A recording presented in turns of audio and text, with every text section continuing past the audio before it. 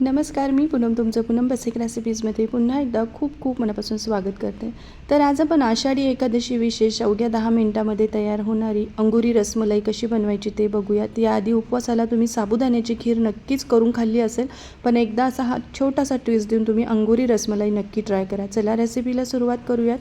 त्यासाठी अर्धा कप साबुदाणे स्वच्छ धुवून रात्रीच त्यामध्ये थोडंसं पाणी टाकून ठेवलं होतं. दुसऱ्या दिवशी सकाळी मस्त फुलून आपला हा साबुदाणा रेडी झाला आहे. अगदी मऊसूत भिजलेला आहे. आता हा साबुदाणा भिजलेल्या छोट्या मिक्सरच्या भांड्यामध्ये टाकायचा आणि 2 हिरवे वेलदोडे तोडून टाकायचे आहे. त्याचे दाणे मी घेतले आहे. या ठिकाणी असे दाणे न घेता शक्यतो तुम्ही पावडर करून टाका, म्हणजे ती एकजीव होते. आता यामध्ये पाव कप मिल्क पावडर घ्यायची आहे. तर 10 रुपयाचे जे पॅकेट येतात ना मिल्क पावडरचे, ते 2 पॅकेट टाकले आहे आणि 2 मोठे चमचे साखर टाकून मिक्सरवर फिरवून घेतलं आहे. आता हे सगळं मिश्रण ताटामध्ये काढायचं. हलकंसं हाताला तूप लावायचं आहे आणि याचा एक गोळा तयार करून घ्यायचा आहे. याआधी मी तुम्हाला उपवासाची बटाट्याची भाजी आणि फुलक्याची रेसिपी शेअर केली आहे, तर आपल्या चॅनलवर जाऊन तुम्ही नक्की बघा. या ठिकाणी बघा आपलं हे मिश्रण रेडी झालं आहे. आता याचे छोटे छोटे ना गोळे तयार करून घ्यायचे आहे. तर तुम्हाला किती छोटे मोठे घ्यायचे त्यानुसार करा. तर मी सजेस्ट करेल की छोटेच घ्या, कारण हे जेव्हा आपण दुधामध्ये उकळवतो ते अजून फुलून मोठे होतात आणि एकसारखे येण्यासाठी ना जो आपला मेजरिंग स्पूनचा अर्धा चमचा असतो ना, त्याने हे गोळे तयार करून घ्या, म्हणजे एकसारखे सगळे तयार होतात. तर या ठिकाणी बघा आपली अंगुरी रसमलाईचे बेसिक गोळे तयार झाले आहे. आता काय करायचं, कढईमध्ये अर्धा लिटर दूध घ्यायचं आहे.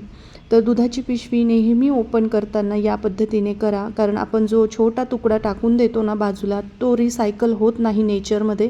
त्यामुळे शक्यतो या पद्धतीने मी दुधाची पिशवी ओपन करत असते. आता आहे ना, दुधाला उकळी आणून घ्यायची आहे. दुधाला उकळी आली की यामध्ये मी पाव कप साखर ॲड केलेली आहे. त्यानंतर काही केसरचे धागे यामध्ये ॲड करणार आहे, किंवा तुम्ही आधीच केसरचे धागे गरम दुधामध्ये भिजवून ठेवले तरीही चालेल. चिमूटभर केसर आवर्जून टाका, याने रंग खूप छान येतो.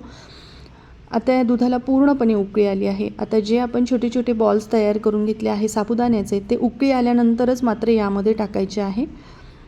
गार दुधामध्ये टाकलं तर त्याचा लगदा तयार होईल आणि काही मिनिटातच तुम्ही बघू शकताय ते असे आपोआप फ्लोट व्हायला लागले आहे दुधावर. मग हलक्या हाताने ना आपण त्याला असं एकदा चाळून द्यायचं आहे आणि आता पुढील 10 मिनिटासाठी मंद आचेवर आपल्याला याला चांगलं उकळवून घ्यायचं आहे. जसे जसे हे बॉल्स उकळतात ना, तर आपले हे जे रस आहे ना दुधाचा, तो अजून घट्ट व्हायला लागतो. प्रमाणापेक्षा जास्त घट्ट झाला तर तुम्ही थोडंसं दूध अजून यामध्ये ॲड केलं तरीही चालेल.